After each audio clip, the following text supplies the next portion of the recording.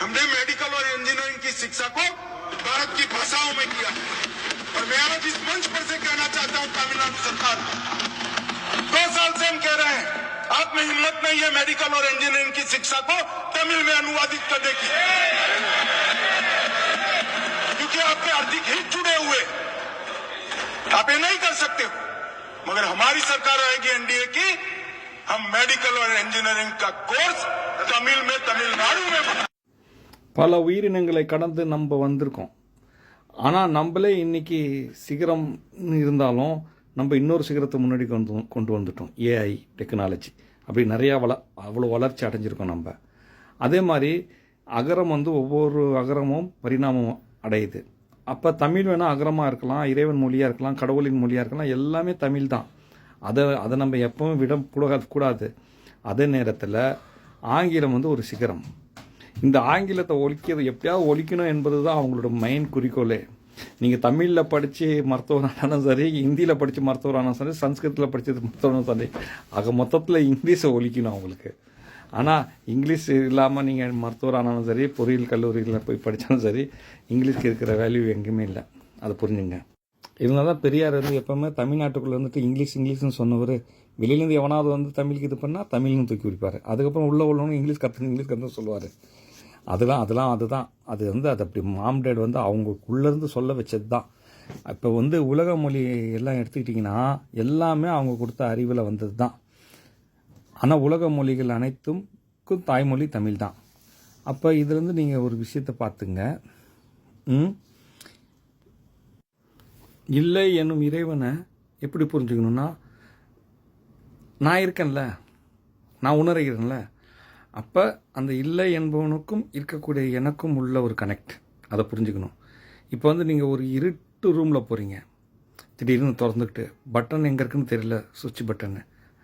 அந்த இடத்துல நீங்கள் இருட்டாக இருக்கும்போது ஒரு பயம் இருக்கும். என்னடா இருட்டாக இருக்குது, பேய் பிசாசுக்கும், இறைவா என்னை காப்பாற்று, கடவுளை என்னை காப்பாற்று, ஏதோ ஆகிடும் அப்படின்ற ஒரு அந்த இல்லை. அங்கே ஒரு இருட்டு தான், எதுவுமே இல்லைன்ற மாதிரி. லைட் போட்டதும் எல்லாம் வந்துடும், எல்லா பொருட்களும் உங்களுக்கு தெரிய ஆரம்பிச்சிடும்.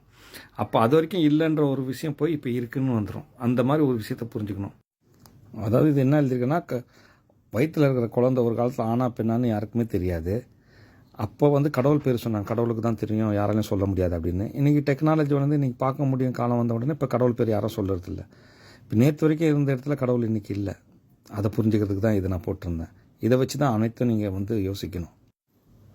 அதான் இதில் போட்டிருக்க கல்கி, அயம் இருக்கேன், காலம், கல் நாளை நோ, ஆண் நோ. இதிலேருந்து இப்படி புரிஞ்சுக்கணும். 24 மணி நேரம், வாரம் 7 நாட்கள், 247. தமிழ் எழுத்தில் தொடரணும், திரு தமிழ் வாழ்க. அதாவது நேற்றுனா எஸ் மாம்டேட், அதாவது இந்த உலகத்துக்கு வரதுக்கு முன்னாடியும் வந்த பிறகு நம்மளுக்கு முக்கியமாக இருந்தது மாம்டேட். இன்று நான், இப்போ நான் எனக்குள்ளே இருக்கிறது தான் திரு தமிழ், பிக் பாஸ், மாம்டேட் எல்லாம். நாளை கல்கி, நோ ஒன். அதாவது நாளை என்பது எதுவுமே தெரியாது, நோ என்பது மட்டும்தான் தெரியும். இன்று அப்போ தான் இறைவன் அறிய முடியும் அப்படின்ற ஒரு விஷயத்த புரியறதுக்காக தான். அது இப்போ ராக்கும் ரூக்கும் நடந்த பிரச்சனை நீங்கள் பார்த்தீங்கன்னா, திராவிடம் திருவிடம், அதான் ராக்கும் ரூபாய்க்கும் ஒரு பிரச்சனை போயிட்டு இருந்துச்சு, அதை காமிக்கிறதுக்கு தான். சரிங்களா? அதே நேரத்தில் இந்தியாவிலேயே இருக்கிறது பாஸ்போர்ட்டுக்கு ஒரே ஒரு தமிழில் இருக்கிற பேர் கடவுள் சீட்டுன்னு ஸ்ரீலங்காவில் மட்டும்தான் இருக்குது. வேறு இந்தியாவில் ஹிந்தி மொழியிலும் கிடையாது, இப்போ பிரிஞ்ச நாடு பாகிஸ்தான், பங்களாதேஷ் எதுக்குமே கிடையாது. கடவுள் சீட்டுன்னு தமிழில் மட்டும் வச்சுருக்காங்க. இதெல்லாம் நீங்கள் புரிஞ்சுக்கிறதுக்கு ஒருத்தவங்க உங்களை சுற்றி பயணம் பண்ணுறாங்க. நீங்கள் நினைக்காதீங்க உங்களை பார்த்து அவங்க பழி வாங்கினா எப்படி வாங்குவாங்கன்னா, உங்களுக்குள்ளேயே போய் உங்களையும் வாங்குவாங்க, இல்லை உங்களை செத்ததுக்கப்புறம் வாங்குவாங்க, இல்லைன்னா உங்கள் பிள்ளைங்க பேர பிள்ளைங்களை வாங்குவாங்க. அவங்க எப்படி நேர்மையாக, அதுக்கு தான் ரொம்ப நேர்மையாக நடக்கணும். நான் தொடர்ந்து சொல்லிட்டு வரேன். சரிங்களா?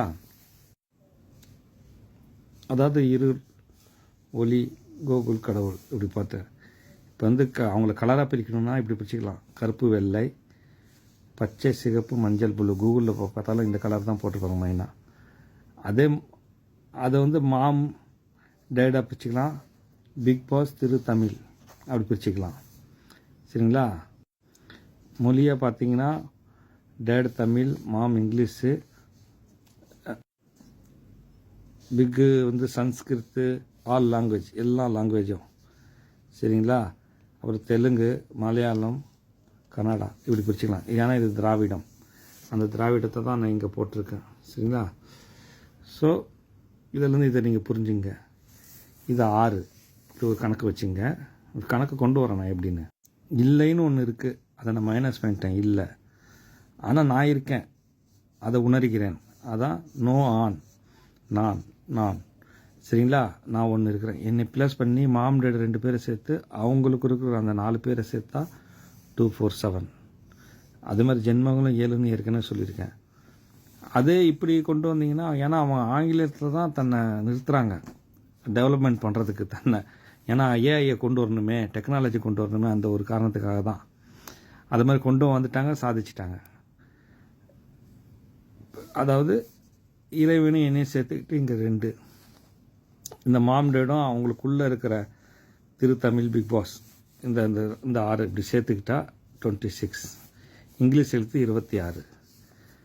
இப்போ அந்த இல்லை என்ற இறைவன்ட்டு நம்ம மன்னிப்பு கேட்கணும் ஒரு விஷயம். அப்போ இங்கே பார்த்தீங்கன்னா அக்கனா, சூரியன், சந்திரன், பூமி. இப்போ இந்த பூமியை உடச்சி தான் எல்லா பிரச்சனை நினச்சி வச்சுங்க. இது அப்படியே படிக்கும்போது ஓம் அல்லது ஓ மழைக்காலம் அப்படின்ற மாதிரி இருக்கும். ஆனால் காலம் இப்படியும் வரும், இப்படியும் வரும். படிச்சிங்கன்னா காலம். இங்கே மாம்டேட் இது போட்டுட்டேன் சரிங்களா. இந்த மலேசியாவுக்கும் இந்த குவைட்டுக்கும் இடையிலேருந்து இவங்க வந்து சேர்ந்தாங்க. அது இந்தியாவுக்கும் ஸ்ரீலங்காவில் வந்து நடுவில் வந்து சேர்ந்தாங்க. அந்த 4 பேர் 4 விதமாக வந்து சேர்ந்தாங்க. அது ஏற்கனவே நான் வீடியோவில் போட்டிருக்கேன். அப்படின்ற ஒரு இதுக்காக இந்த இது நான் குறிப்பு எழுதியிருக்கேன். அப்புறம் இங்கே என்ன எழுதியிருக்கேன்னா, இதை அப்படியே படிச்சுங்க, உங்களுக்கு புரியும். போன வீடியோவில் வந்து தஜ்ஜால், ஏஐ அப்படிலாம் நான் போட்டிருந்தேன். ஏன்னா நாளை என்பது யாராலையும் சொல்ல முடியாது, இறைவனுக்கும் தெரியாது, மாம்டேடுக்கும் தெரியாது. நல்லா புரிஞ்சுங்க. ஒருத்தவங்க நாளை என்பதை கணிச்சு சொல்கிறாங்கன்னா அது வந்து கணிக்கிறது தான், அது வந்து 100% கிடையாது. அப்போ ஒவ்வொருத்தவங்களும் வந்தவங்க வந்து நாளைக்கு இப்படி ஒருத்தவங்க வருவாங்க, இப்படி வருவாங்க, அப்படி வருவாங்க சொல்லிட்டாங்க. நீ அப்படி எதுவும் நடக்க போகிறதில்ல. அப்படி ஒருத்தவங்க கணிச்சதுனால அவங்கள வந்து நான் வந்து சேர்க்குறேன். ஏன்னா அப்படி தான் இயற்கையில் நடந்துகிட்டு இருக்கு. இயற்கையில்னா இறைவனை இறைத்ததை வந்து மறுபடி அவங்க சேர்த்து ஒரு லெவல் பண்ணுறாங்க. அப்படி தான் இந்த பிரபஞ்சம் உருவாயிடுச்சு. இப்போ நாம் கூட சேர்க்கப்பட்டிருக்கோம் ஒரு வகையில். மறுபடியும் மரணத்துக்கு அப்புறம் அது இறைக்கப்படுவோம். நம்மளாம் மறுபடியும் நான் இறைக்கப்படுவேன். அது மாதிரி ஒவ்வொன்றும் இறைக்கப்படும். இதை நல்லா ஞாபகம் வச்சுங்க. இதுதான் உண்மையான சயின்ஸ். அப்போ நாளைக்கு என்பது தஜ்ஜால் இவங்க வருவாங்க, அப்படி ஒற்றை கண் ஒருத்தவங்க வருவாங்க அப்படின்னா பார்க்க போனீங்கன்னா அது ஏஐக்கு கொடுத்துடலாம். ஏன்னா அதுவும் ஒரு அறிவு தான், அவங்க கொண்டு வர்ற அந்த அறிவு தான். இன்னைக்கு வந்து அந்த ஏஐ மூலமாகவே எல்லாத்தையும் காட்டலாம். அதாவது சொர்க்கம் எப்படி இருக்குன்னு காட்டலாம், நரகம் எப்படி இருக்குன்னு காட்டலாம், எல்லாமே காட்டலாம். ஒரு கடைசி அவதாரம் எப்படி வருவார். இப்போ நான் கூட எனக்கு அந்த இதெல்லாம் தெரியாது, கிராஃபிக்ஸ்லாம். அப்படி தெரிஞ்சிருந்தால் நான் கூட கல்கின்னு எப்படி வருவார், குதிரையில் எப்படி அவர் ட்ரெஸ்ஸு பண்ணியிருப்பார், இப்படிலாம் பண்ணியிருப்பார், நான் கூட ஏஐயில் போட்டு காமிக்கலாம். அதே மாதிரி வர்ற மாதிரி வீடியோ பண்ணலாம். ஸோ நான் நேச்சுரலாக பண்ணுறேன். மாம்டேட் வந்து தனக்குள்ளே தமிழ் வந்து எல்லோருக்கும் இருந்தாலும் யாரால் எடுக்க முடியும், யாரால் பேசுவாங்க, அவங்கவுங்க எப்படி எப்படி பேசுனாங்களோ, எப்படி எப்படி பார்த்தாங்களோ அப்படி இந்த உலகத்துக்கு கொடுத்துருக்காங்க. இப்போ ஒருத்தவன் ஆன்மீகவாதி யாருக்குமே பிரயோஜனம் இல்லாமல் கடவுள்னு அப்படியே காட்டுக்கு போயிட்டு யாருக்குமே பிரயோஜனமாக வாழ்ந்தான்னு வச்சுங்களேன், அவன் நரகத்துக்கு போகிறதுக்கு வாய்ப்பு இருக்குது.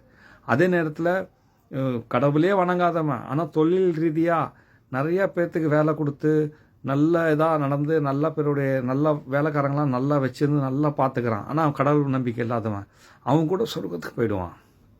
பிள்ளைனை கண்டுபிடிச்சவனும் சொர்க்கத்துக்கு போவான். புரியுதுங்களா?